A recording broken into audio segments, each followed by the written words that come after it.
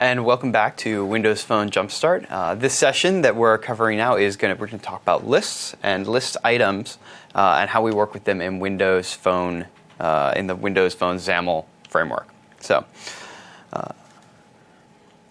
in this module, we're going to cover list controls. Which different controls can we use to manage big lists of objects and items, and what the capabilities those controls have.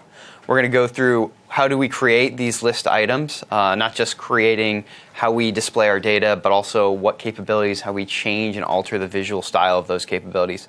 Then we're going to dig in deep, look at grouped lists and grouping navigation, often called a jump list. And then last, we're going to cover really long lists. We're talking hundreds, maybe thousands of objects. And how do we deal with that? How do we get the best performance possible out of our lists? So first, let's start looking at some list controls. What do we have available for us in Windows Phone XAML? And this is actually almost everything you're going to see here is Windows Phone XAML, Windows Phone as well as Windows. And I'll try to make some call-outs when we deal with things that are a little bit different on the Windows and Windows Phone sides. But for the most part, everything you're looking here is going to be pretty universal.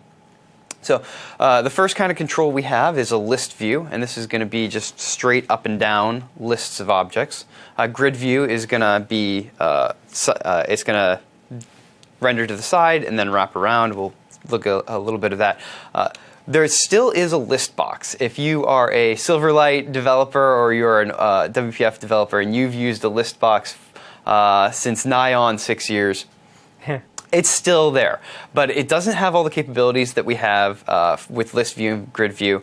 I would consider it more. I discovered it's also not theme aware. So it's not theme aware. It is a last resort. If it's something that maybe you've got some legacy code and you just don't want to rip out all of your templates, you don't want to go through all of that work again, you can use your list box. It's still there. So the list view, as I said, it's a vertical list of items. It's good for these simple lists as well as for group lists, and the layout format is simply top to bottom, one on top of another. The grid view is a grid of items, and we're looking usually at image-based items here.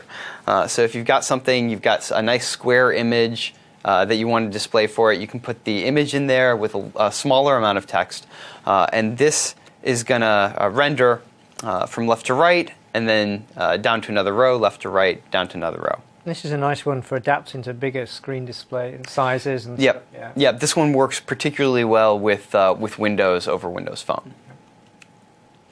But both of these controls are built kind of the same way. There's a giant pile of templates that you can use to style your control to make it act a certain all the ways we want it to act.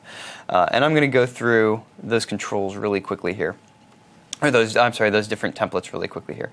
First, we have header and footer templates, and the header and footer templates are just simple top of my list, bottom of my list sorts of templates.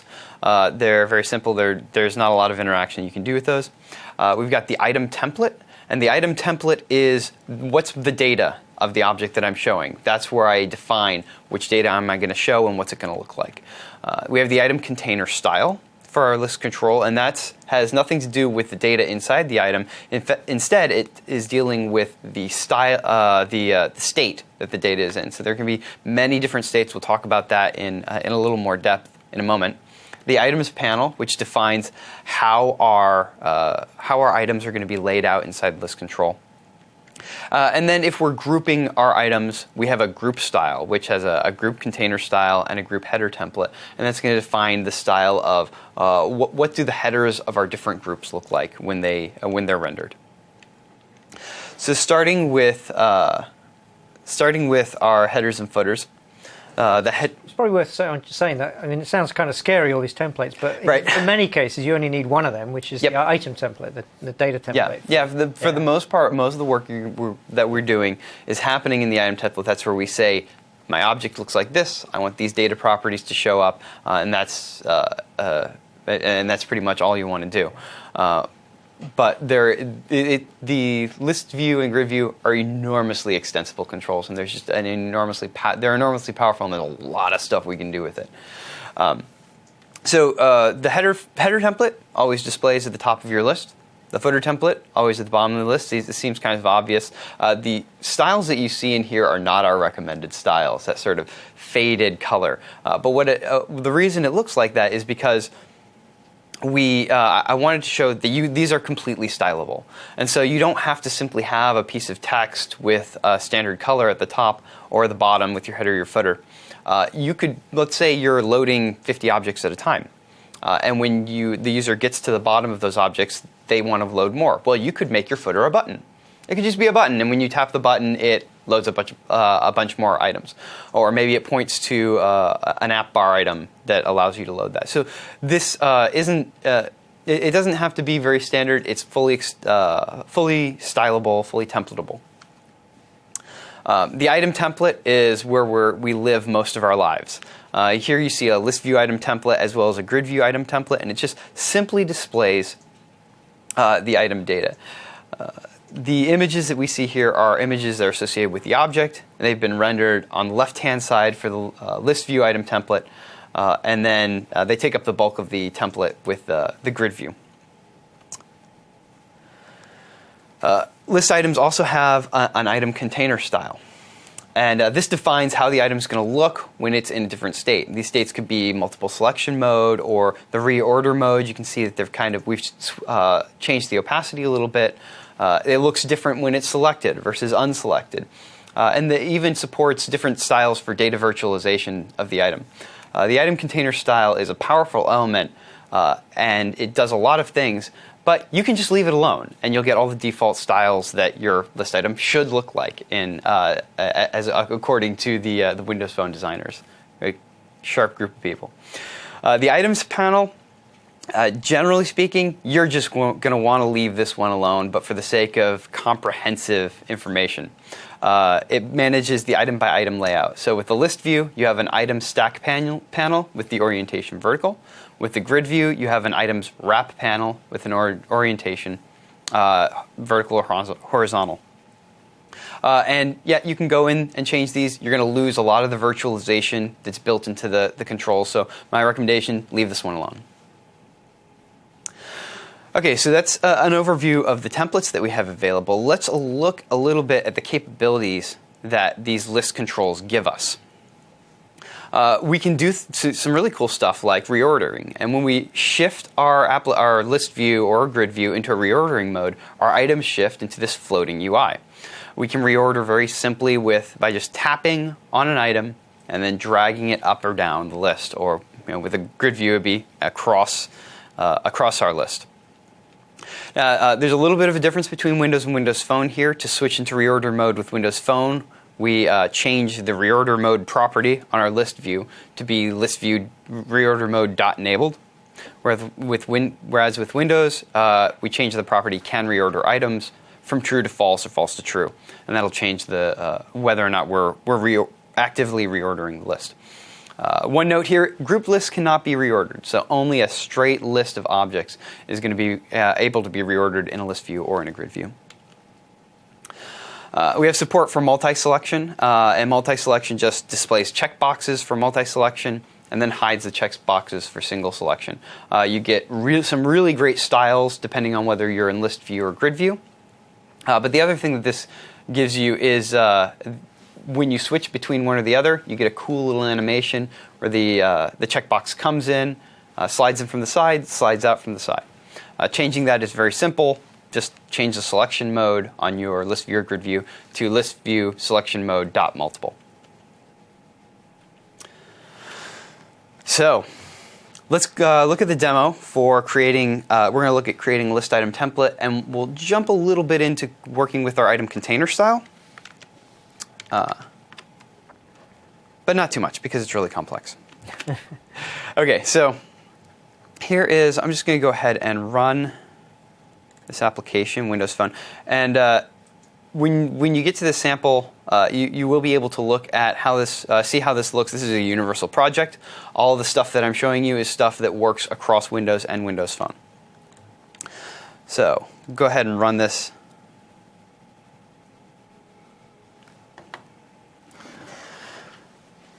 Pull it up, here it comes. we're going to take a look at our list view. Now this is just a list view with a binding. We have no list templates in here. We're simply bound to... So what we're seeing there is, well, that's just the type of the... It dumps the type of the object out. Exactly, exactly. With no item template in place, it basically calls the toString method of whatever object you have, and it dumps that string as a text inside of here. That's actually good information to know, because you could override the toString method in your object and give a better really simple way of dealing with that. Yeah. So let's stop that, and let's go ahead and we're going to open up our document outline. Oh.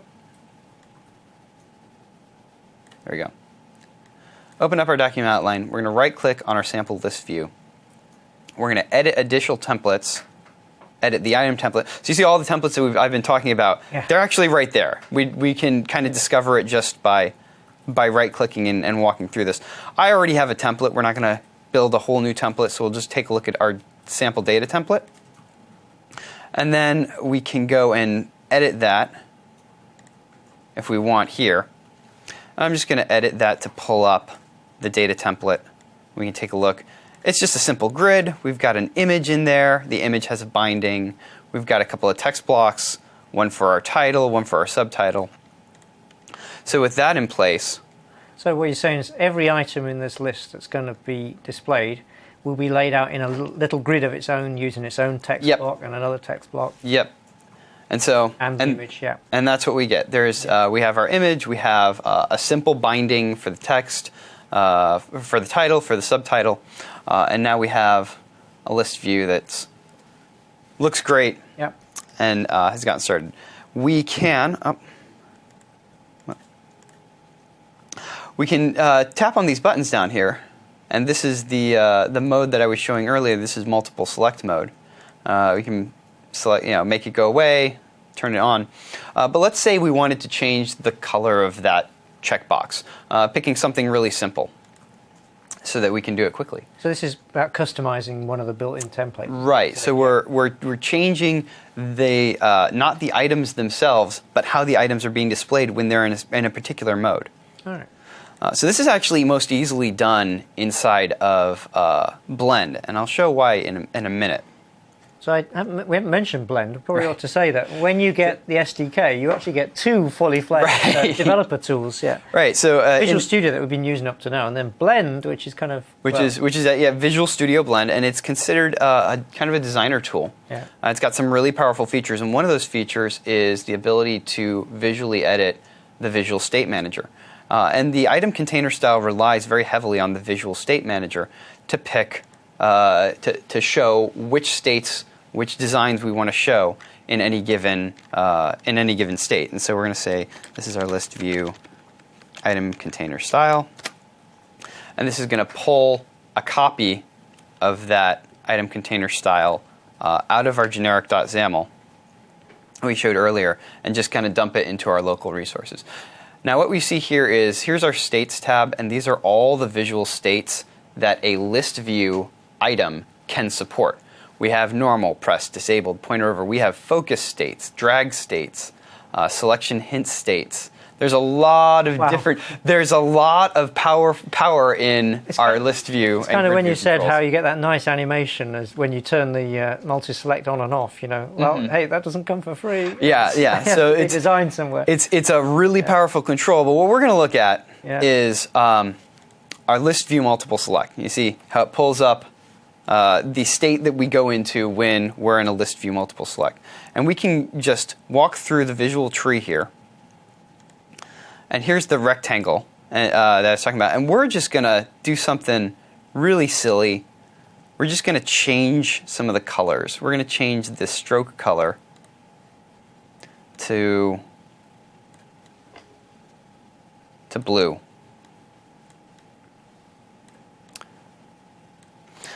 And that's all we're going to do. We don't need to change anything else about the state. We just need to change one property with the list multi-select selected inside of our Visual State Manager.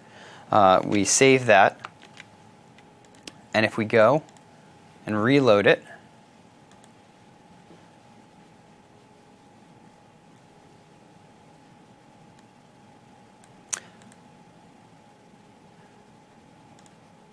you can see that we have that state now for our checkbox.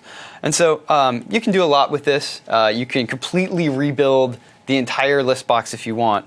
The entire list box item container style. But I just wanted to show the easiest way to go in that and maybe do a little bit of exploring is to jump into Blend and use that Visual State Manager to do that. So we're going to jump back to our presentation. And now we're going to talk a little bit about grouped lists. Lists are great, but grouped lists are better. If you have a really big data set and you want to group it according to a particular property, grouped lists are a great way of doing that. Grouping data requires a little bit of a change to our data source. Before, we were simply binding to an observable collection or maybe a list of data. But if we're going to be grouping our data, we actually need to bind it to a collection view source. We technically can bind it to a list of lists. If you do this, you won't get a jump list. There will be no way of navigating through that. And it'll be very confusing for the user, so don't. So collection view source is this fancy list of lists which enables all this extra behavior. Which I'm going to show in just a minute. Right. In addition, if you want the jump lists, and you do, then there are two kinds of jump lists. There's a keyed list, which is what you see over at the side, over on the right-hand side, where we see a pile of businesses: Fabricam, Contoso, Fourth Coffee, Graphic Design, and they're aligned in a list. The other kind of jump list we can have is an alpha key group, and that's an alphabetic group where we've arranged all of our items alphabetically, and we can just we can navigate through them from A to Z, much like we would in the context portion of the native application, the native contacts application. With the key list, we would start with a list of data, and we'd use a keyed list class. Now, a keyed list class is something that we have inside of the demo. It's also kind of out there in the wild because it was used to build grouped lists in Windows Phone 8. So if you look up a keyed list and the long list selector, which was the proper control in Windows Phone 8, you'll be able to find this out there.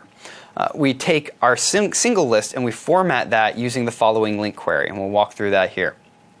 Our items is the variable for our simple list of items. Okay, so we're going to select that list of items. We're going to order it by some property that we want to sort by. Then we're going to group it by that property. And finally, we're going to select a keyed list of our objects from the result of that order and group. Then lastly, we can dump that into a list or observable collection of keyed lists. And so every single one of these items, Fourth Coffee, is actually a keyed list of sampled items. The Margie's Travel is a keyed list of sampled items. So what we're actually binding to is a list of keyed lists of sample items. The headache in all this is just getting your data structured. Right. Once you got it right, you just throw it at the control. And exactly. Yeah, once it's a little bit of work to get this put together. Once it's put together, you get a really beautiful user interaction and a really powerful control. The alpha key group is, again, we'll start with our list of data. We create the alpha key group class.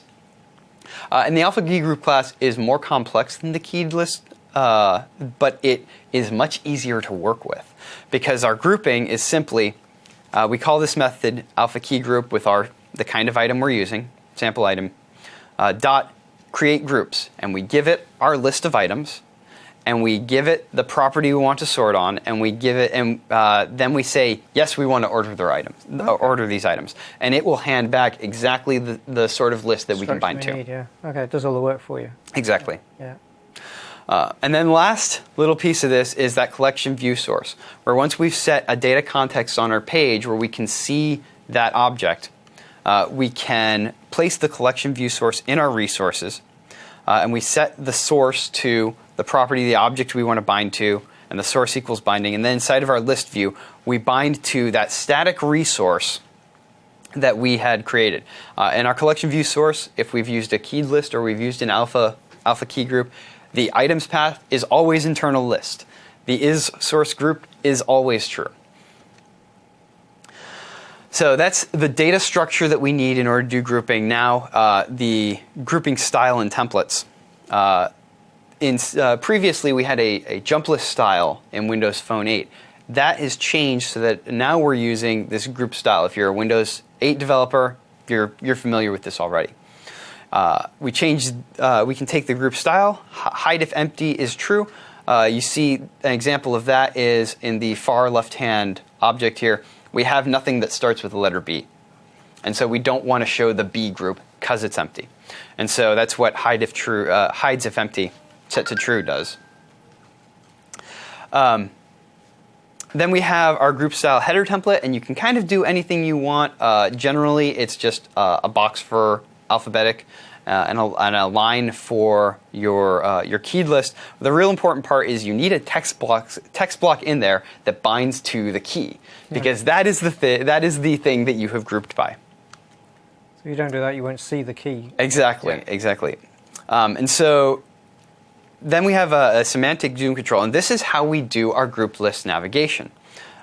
We have a semantic group zoom control. If you're familiar with from the Windows Phone 8 or from Windows 8, you could do this sort of pinch zoom, and you would go into a zoomed out view. You could go into a zoomed in view. Well, with Windows Phone, we're not using that. We don't use that pinch zoom. But we still have a zoomed-in view and a zoomed-out view, and it's designed specifically for this list view and grid view control navigation. Inside the zoomed-in view, we've got our list view or grid view, and the item source binds to that collection view source just like we've seen. In the zoomed-out view, it's a list view or a grid view, and the item's source is bound to the same collection view source, but with a path to the collection groups. The zoomed-in view is whatever default view, whatever outline or however we've placed that semantic zoom. So in this case, you see here, it's probably in a grid. It's in a grid, and it respects all the margins, and it respects all the boundaries, and it respects all the grid rows and columns that it's been placed in. But the zoomed-out view is triggered by that group interaction, and it always overlays the entire screen as a flyout. Has a transparent background, so one thing you might want to do is make it a semi-transparent background to try to cut out some of that visual noise. So what you're saying is when you tap on one of the grids, you're going to show us now. Yeah, right. When you tap on one of the groups, right, then it zooms out. You get the zoomed out view where you can select all the different from the wider group collection of groups. Yep. And so I'm going to, as quickly as possible, walk through the creation. So here we have our group grid view, and you can see right now we don't have the semantic zoom hooked up. So we have that interaction. It looks like it should be doing something when I tap on the A, when I tap on the C. So this is like all we're seeing here is the zoomed in view, the default view. Right. This is a default. This is just a grid view with no semantic zoom in place. Yeah. So let's go over to jump over to my, I should have, that's apparently not going to do that. Let's take a quick look at our collection view source. And this is what we were seeing, where we have the sources grouped, we have the items path to the internal path, and the source is to an alpha grouped property that we have in our view model. And now I'm going to have to scroll down to the sample. Okay, so here's the grid view that we were looking at. We have our item source, we have our items template, and the header template. I said before, the key part of this is that we have a text block that's bound to the key. Now we have some semantic zoom elements commented, and we're just going to uncomment there. So now we have our semantic zoom, and the grid view that we had before is inside the zoomed in view. Okay. Inside the zoomed out view is another grid view. The item source is the same as the item source for our first grid view, with this path equals collection groups. Sorry, path equals collection groups at the end of it. And that's important. It's important that our grid views or our list views in the zoomed in view and zoomed out view are bound to the same thing, because otherwise the semantic view won't know what to do when it zooms in and out. And you can see instead of, you can see that in the item template, we are binding to, the text is bound to the binding group.key. And so with all of those bindings and with all of those grid views in place, if we run the application,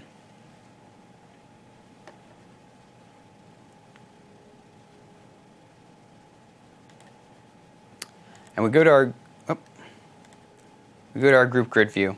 Now, if we tap on A, you see that we've got the ability to quickly navigate between our many different items using that alphanumeric navigation. So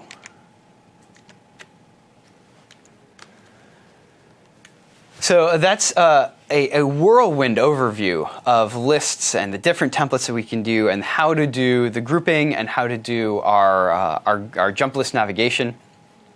Let's touch real quickly on some of our list best practices. When we do item rendering group visualization, our group layouts are virtualized. And so the control already knows how big each group needs to be, even if it hasn't rendered all the items inside of that group. The list control renders elements not necessarily in the viewport, but near the viewport. And so there's a certain buffer above and below the items that we can see, where those items have also been rendered in anticipation of the user scrolling down to them, so scrolling down or up to them. But if we have a really long list, then we're going to want to do something called progressive item rendering. And this means that maybe if we're scrolling really, really fast, the items that we have, they don't have enough time to render in. And that's if we're using something called unphased rendering, where basically it's all or nothing. Either none of your item is visible, or the entire item is visible, every data element inside of it, every image. A great way to try to speed up our list and try to help the user is by implementing a phased rendering. And with a phased rendering, we can say, first thing that we want is a placeholder color just in place. Very simple, a simple square, something that's easy to render and very fast. Then we want the most important textual information for our item. Then maybe the second most important, and then finally, because the images take the longest to pull up and longest to render, do those last. And that way, we give the user something that they can see, they can hold on to, they can get ready as the image is coming in. So this is while it's whizzing past your eyes very fast, because you're you're swiping like a crazy thing. Right, exactly. So you'll see a blue blur go past, but right, you'll see a blue blur, and then if you're pulling, especially if you're using very high resolution images, and this is something that's important for phone because we're dealing with small, lower resources. But if we have really big images and we're working on a Windows application, then when we're scrolling across, it could take a while to pull all of those images up, and so this phased rendering gives the user a lot better experience. So how do we do that? We can do it with this thing called container content changing, and this fires whenever the item is realized. Whenever the system looks at at any individual's item and says, "Whoa, I need to render that item." The item can then be rendered in phases. Here's the event handler. You see, we set the args.handled equals true, and the first phase we come to is going to be phase 0. We will always come to phase 0 first. And then we can do things like we can show a placeholder shape and then register an update callback and for the next phase of rendering. So you just keep registering callbacks and wait when you've got more to show. Yep, and you can. And what this will and what this event handler does is it goes in, it renders the first thing. It says, "Do I have any more resources available? If I do, it'll go to the next callback. If it doesn't, it won't go to the next callback." So it's pretty cool that way. The later phases will be skipped if too much time is needed, as you can see here. So first, we want to show the text. Then we want to show an image. Phase priorities are, as I mentioned before, simple shapes, those placeholder visuals I was talking about. Try to keep those non-opacity, simple colors, blocks, squares, and rectangles. Then the key text then other text, and then lastly, the images. One tip is that when you're hiding and showing these items inside of your item template, do not use visibility, because when you change the visibility from collapsed to visible, the layout system looks at that and says, oh, wait a second, the whole thing has changed, I need to render everything all over again. And so you lose all of the performance benefits you got by using that content container changing event. But it's quite happy to say, okay, this item's still there, but it's just got a visibility of 0. So right. Whenever the opacity is set to whenever the opacity is set to 0, the renderer looks at that and says, I don't care. It's still there, but whatever. Yeah. So I'm gonna run through this as quickly as possible because we're coming up on a meal break here. And I'm actually just going to show this, show the code that we have available for this. So if we go down to our, apparently when I don't have the design mode open, it won't let me do this. Okay, so here's the list view that we have that's rendering all the objects that we've been seeing in the previous demos. We can do this content container changing, and you see we already have an incremental update handler in there. We get that, and we go to our list view page, and here is our incremental update. Now the way that we work with this is I have for my own help, this is what my item looks like, along with all of the names. Handy little diagram. Right, names of all the items I have in there. The first thing we do is we grab our item container and grab the content template root. That's going to be a grid. And then using that template root, we can find all of the objects that are inside of our item template. So we grab copies of all of those objects, or references to all those objects. We make our placeholder visible, and then we make our item image, our title, and our subtitle invisible. Right. And we say we want another callback, and we can show the first piece of text. We go in here, and you see we're in phase 1. So make sure we're in phase 1. And in this case, we're actually going to be grabbing the sample item along with the item container. So the first one didn't even have any data. Yeah, the first one, it was nothing but a placeholder visual. But now we're interested in the data of this object. Yeah. Yep. So we grab our template root. We grab the object that is our title, and we're actually setting the title manually. And this is because we're interested entirely in performance here. And the data binding, while it is awesome, can slow us down if we're data binding for every single object. So we're going to just explicitly set the title on that. You MVVM zealots, you're going to have to put aside your objections at this point. Right. Performance. This is all about the performance. Yeah. And so we set that text, we set that opacity, and we register another update. And in this case, we're only going to register these 3 different render phases. And this is the last one, so there's no new callback. Right, we don't need another callback on this. This is phase 2. We get our item, we get our template root, we get all the objects that we want to change, the image, the text block. In this case, we want the placeholder to go away because everything has been loaded in. So we set all of our data, we set all of our opacity, and I'm going to run this, and it'll take 5 seconds, I hope, to show it.